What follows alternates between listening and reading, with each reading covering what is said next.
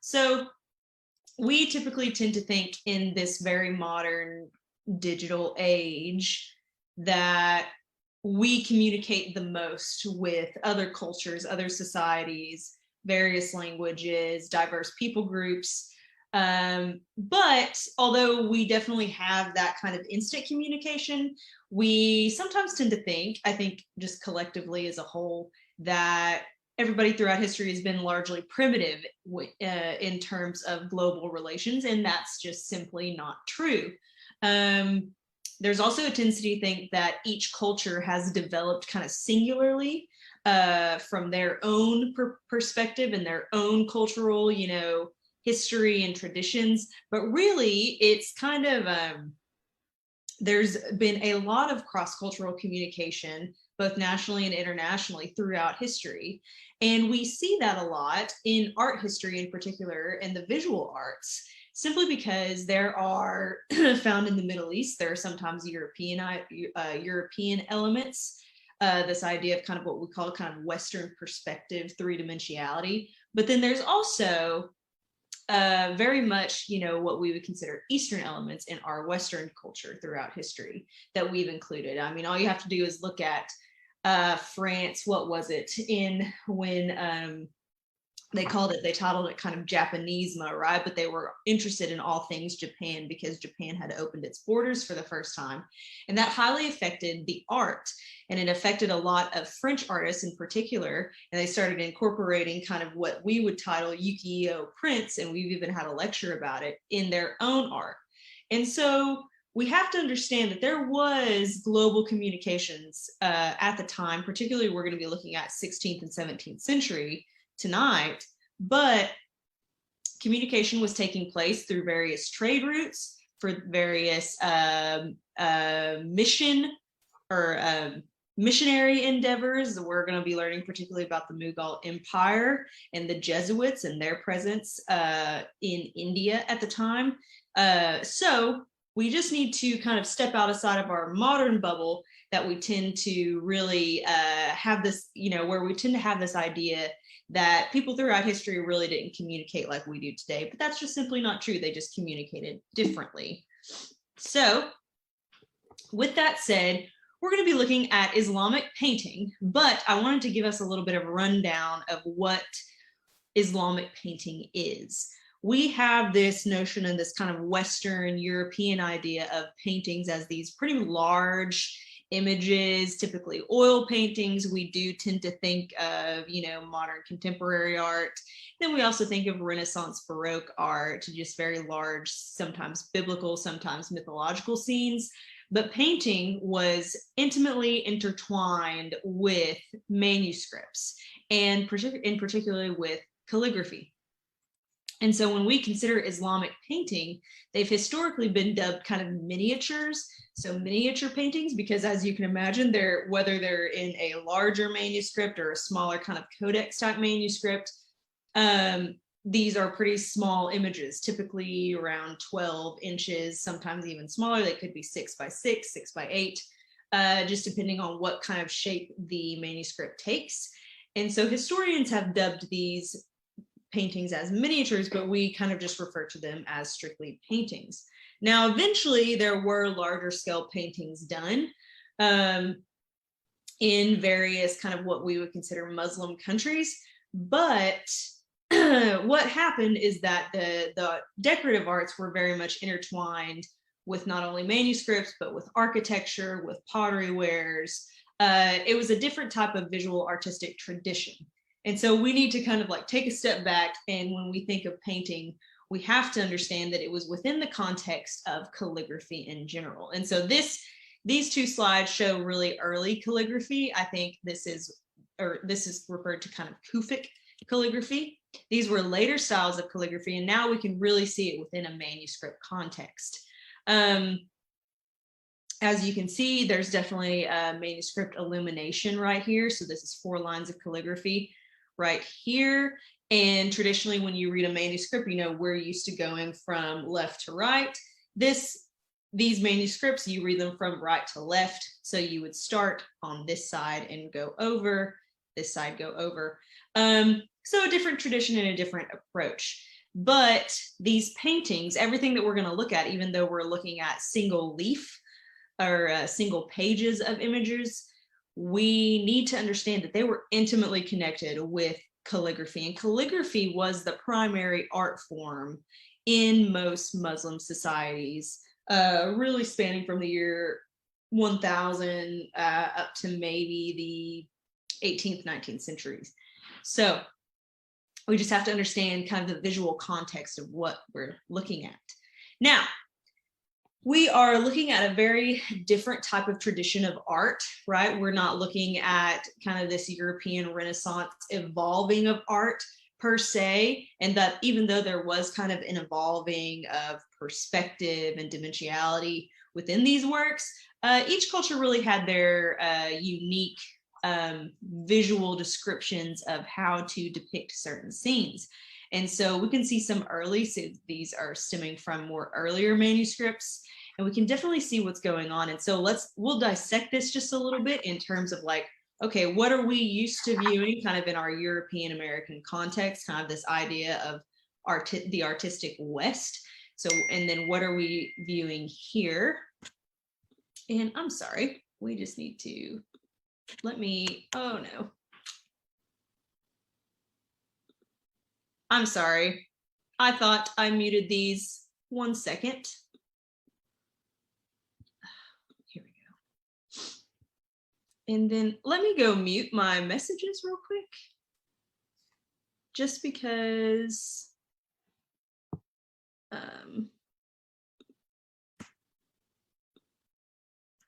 don't know that did anything.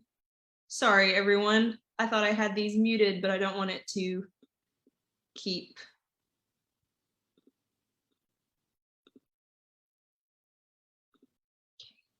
Maybe that'll work. Okay, sorry. Hopefully that will. Okay, let's get back. Okay, so we are looking at a very different visual tradition and visual approach. Typically, these figures are flattened, and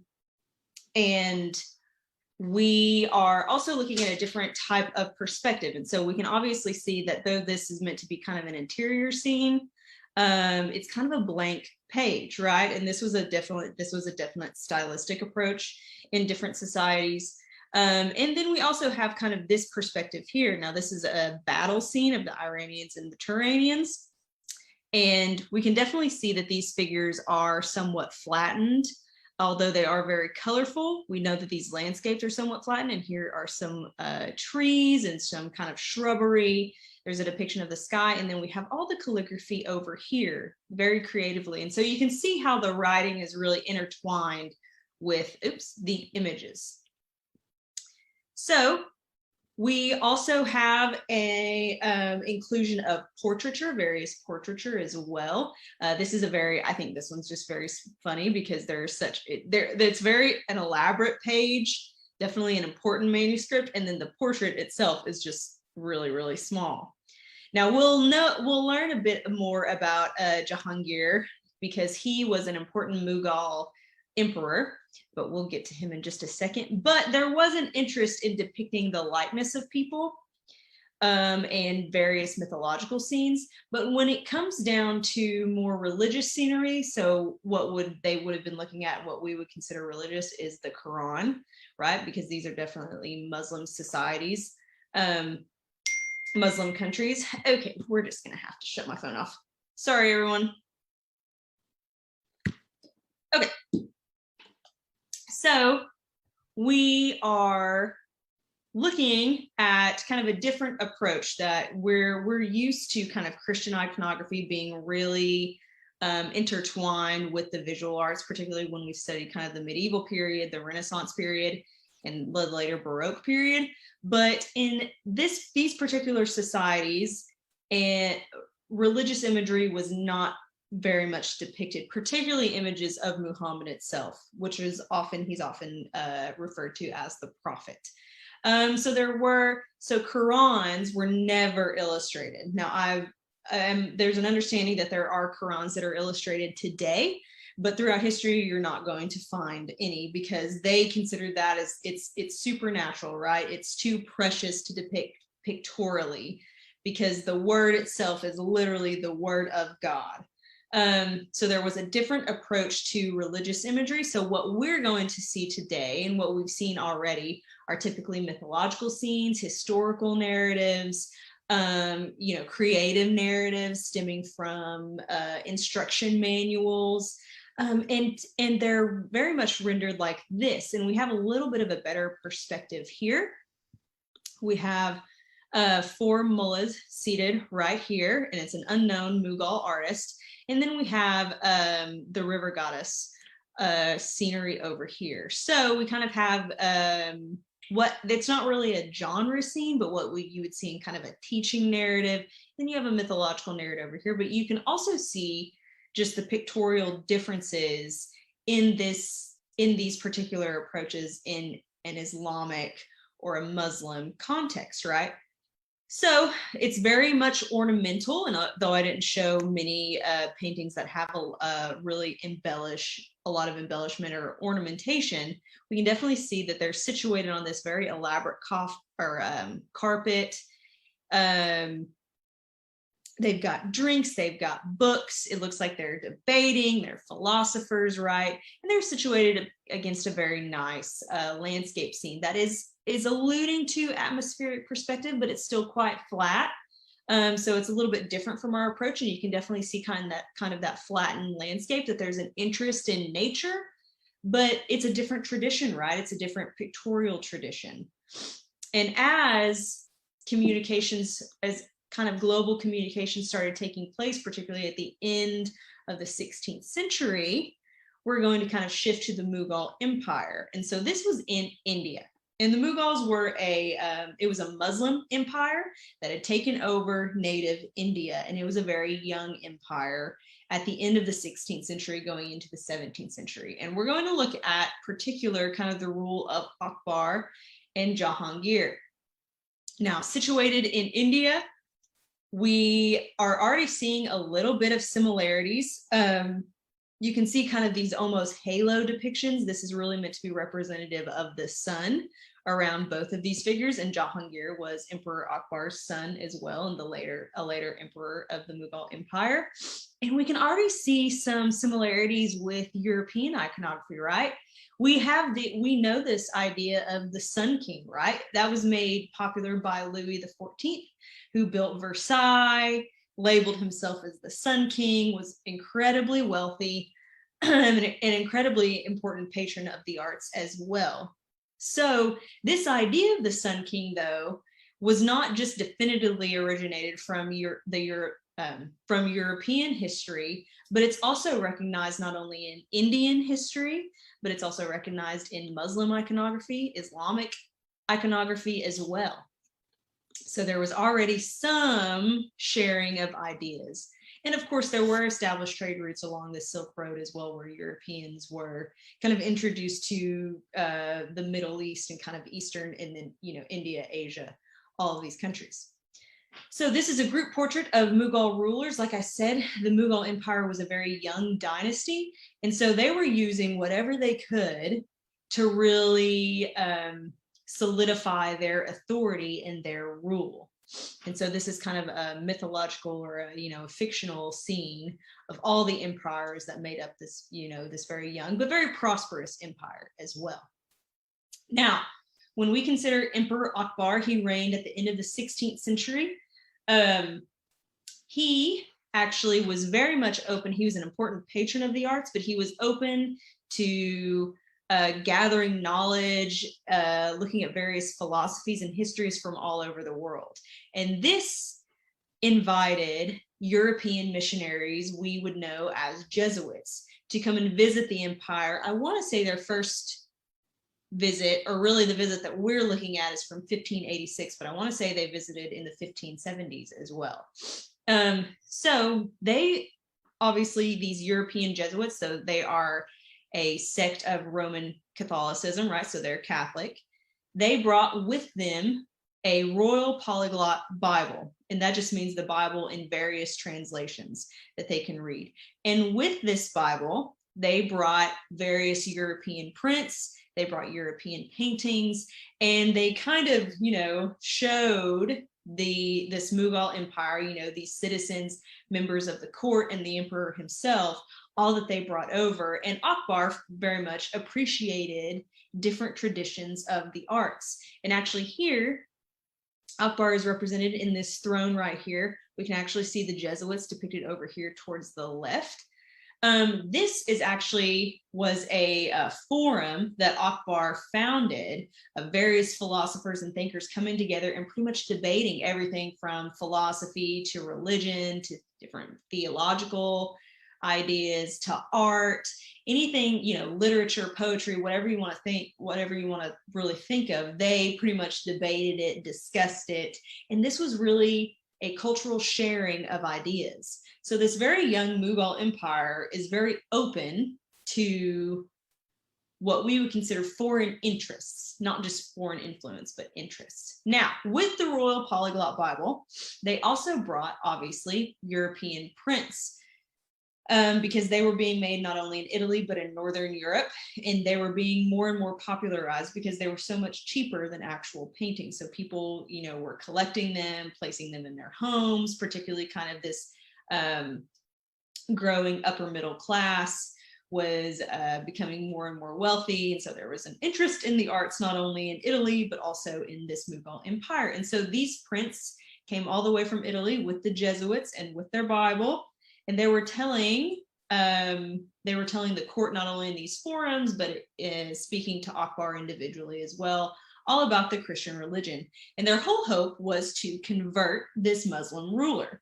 Now, they were unsuccessful, but Akbar was very much interested in Christian iconography. Now, as you can see, this is an Italian print over here.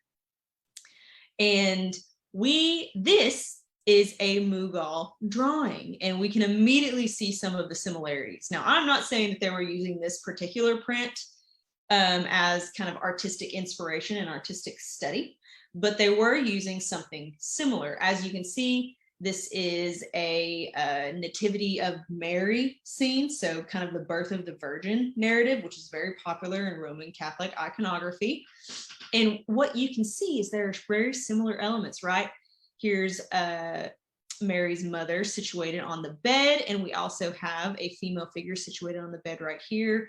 The curtains, the fabrics, all of these have a lot of dimensionality and weight to them, particularly in this Mughal drawing, which is much different from what we've previously seen, right? It's much different from these figures. Now, although there's some weight to these figures kind of have a lightness. The fabrics aren't as detailed, although there's some dimensionality there. We can definitely see that this is something is going on. And what's happening is that Mughal artists that were working in these workshops and making all of these manuscripts, they were dealing with royal commissions, with very wealthy patrons that wanted certain collector's items of manuscripts. They were looking at these European prints and not necessarily mimicking it, but using them as inspiration and a study in a different artistic tradition. And we can definitely tell some similarities over here. Now, I did have to cut off the Virgin Mary over here, but we definitely have a female figure with the baby, and she's being washed. This woman has a wash rag and a wash basin right here. We can see the same thing happening over here, kind of a different narrative take, because Mary is being washed and this woman has a basin of water in her. But as you can see, it is the same narrative. And we even have a curtain and a door over here, and we have a curtain and a door right here as well in the background. So artists were looking at these European prints. And a lot of these prints came from the Polyglot Bible itself. And if the images didn't specifically come from certain prints that were brought by Europeans, they definitely were looking at these biblical stories and situating them within a particular Mughal context. And I say that because some of these figures are ambiguous. Now, we're kind of used to looking at these figures in a Christian, Western traditional lens. So we can definitely tell you that this is most likely the burial of Christ, right? We know that typically when you see a burial scene, it's typically Christ being entombed. But these figures are meant to have an ambiguity to them. And that's because these Mughal patrons, particularly the emperor who was commissioning many of these works, wanted to use Christian iconography for his own kind of propagandistic means. And that just means that he was using these figures because they had not only earthly, temporal authority, but they also had spiritual authority. They also had ethereal authority, supernatural authority, right? And so Akbar and his son Jahangir, who ruled in the early 17th century, both of them would commission these works and kind of these representatives of Christian iconography within the Mughal context specifically, in order to solidify their own power and to make a power claim that not only did they rule the Mughal Empire themselves, not only did they rule India, but they had a right to rule, they had a sovereign rule over global, like the global economy, over international countries and foreign countries. And so it was kind of a power play, and it was meant to kind of represent them as like these all-powerful emperors and rulers. And so these images in particular are stemming from Christian iconography, and you're looking at European elements and formal elements in particular. They're looking at dimensionality. They're looking at the kind of the heaviness. When we talk about the heaviness of the body, paying attention to flesh, paying attention to bodily details. Artists in particular in these two left drawings right here, Burial of Christ and the Birth of Mary, they are looking to European formal elements. So a European approach to rendering certain figures and narratives. Now, within this painting on the right, so this is a depiction of the Holy Family. And this particular painting is featuring, it's the Virgin and it's Christ on her lap, and it's Joseph. And Joseph holds this book of Arabic, and I'm sorry you can't see closer. It's just, let me see if I can zoom. So he's actually holding a book of Arabic, which you can't read exactly what it says. It would be very interesting if it was a religious text, because that would kind of be a layered theological meaning, but it's illegible. We just know that it is Arabic writing. Now, these figures are really done in a more Mughal Persian artistic approach, rather than kind of this Europeanizing approach to style and formal elements, because they're a little bit flattened, they're very colorful, but obviously the artist was looking at a European painting of the Holy Family. So they probably kind of adapted the interior to have some Mughal characteristics, but this is mainly a European interior, kind of with that arch situated in kind of a courtyard scene. And we even have a more atmospheric perspective of the landscape. And so they were definitely looking at a European painting. So this really begs the question, though, because many historians have dubbed these images as copies. And I am fighting back just against that a little bit, because I don't actually think these are copies. I think these are artistic exercises, and they depict Mughal agency in various forms. Some of the facial features are more native to India, definitely in the Burial of Christ. The women, these are native, these are Indian women, right? These aren't necessarily European women or European faces, even with Christ himself. It's more depicting kind of native India, or excuse me, or kind of this Muslim court that situated themselves in India. So it's really making a claim about taking inspiration from outside sources and transferring it into a particular or a specific Mughal context. And it really does this by framing the image itself. Obviously, these belong in manuscripts. They're not large-scale paintings, not large-scale drawings, and they're situated within a very Mughal border, right, with flora and fauna. It's meant to go in a manuscript. It's meant to be read alongside calligraphy alongside writing, and it's meant to be kind of dissected in that way. But it wasn't just Italians, and it wasn't just, Northern Europe that was influencing kind of these Eastern artists, right? These Mughal artists. But it was also happening in a, fully kind of 360 way. It was a circular approach. And we find it the most, evidence of, Mughal artists in particular, but of Islamic painting inspiring European artists in the artist Rembrandt. And we actually did a lecture of him probably, about a month ago. We did a lecture over him. And he was a Dutch artist working in the 17th century. Very, very popular, still very, very popular. So when people consider kind of the Dutch Golden Age, they consider Rembrandt very much a byproduct of that. But we can see what he's doing. So Rembrandt at some point would have had this depiction of the four mullahs, which we've already seen. And it is a Mughal painting in particular. And Rembrandt has taken this and has rendered his own depiction of this scene. Now he's played around with the landscape a little bit, and he separated it kind of in the middle with this large tree, kind of giving us an idea of dimension and space and atmospheric perspective that he was so well known for. And he's really given these figures kind of a sketchy quality. Really, it mimicked his later kind of loose brush strokes and really the style that made him so popular. This is one of his etchings too, and we can see how he works, right? Because this jug, these cups, this plateware that he's obviously looking at, mimicking certain elements over here, really gives us this kind of sketchy quality that was very popular kind of mid 17th century. But I mean, look at how he's rendered his figures. He's definitely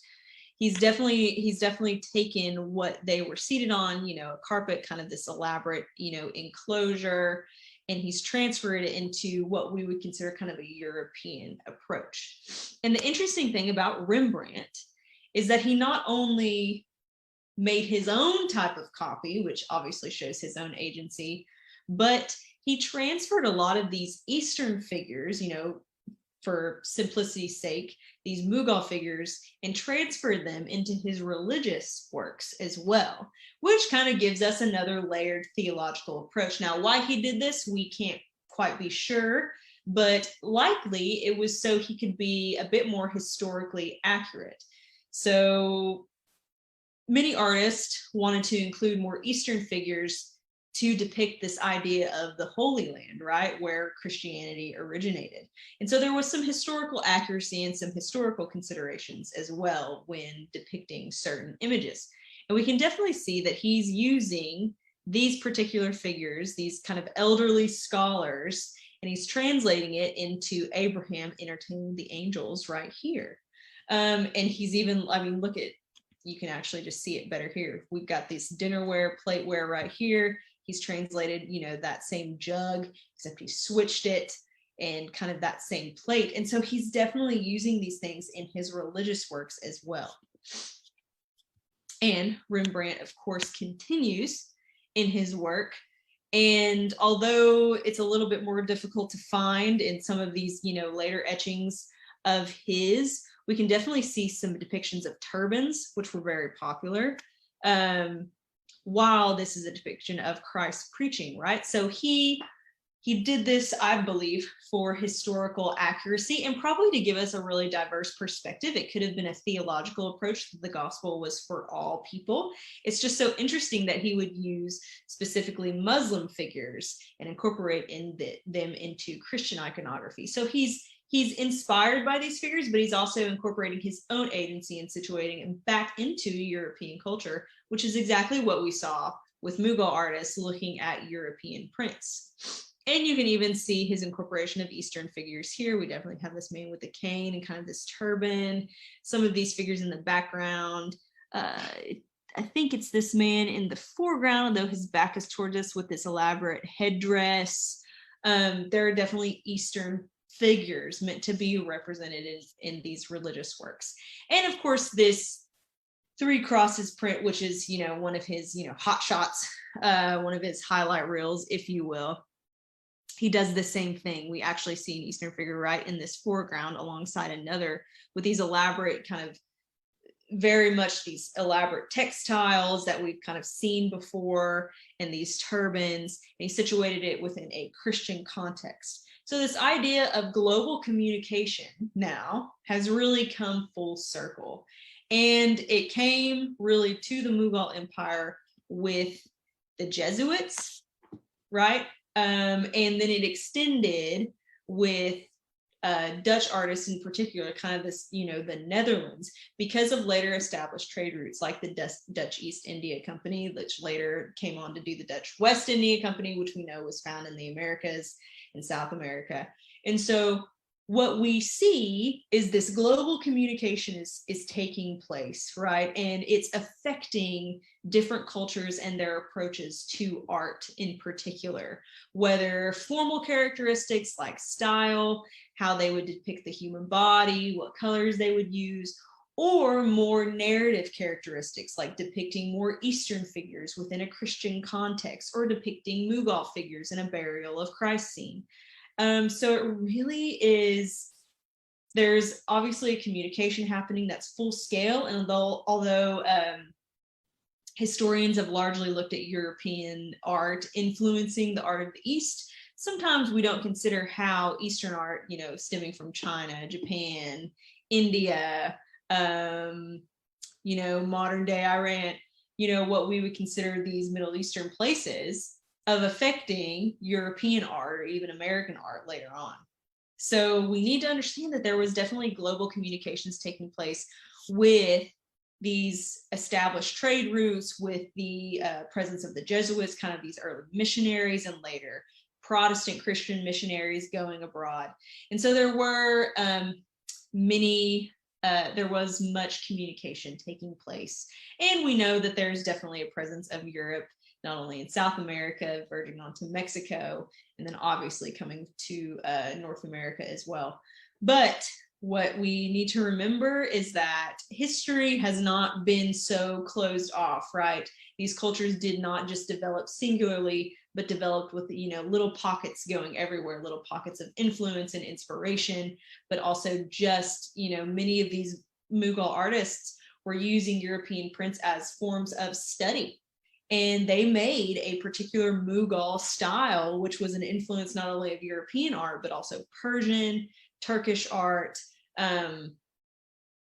earlier Indian art as well. And it all really combined to make this particular work of art that was so characteristic of the Mughal Empire in the 16th and 17th centuries.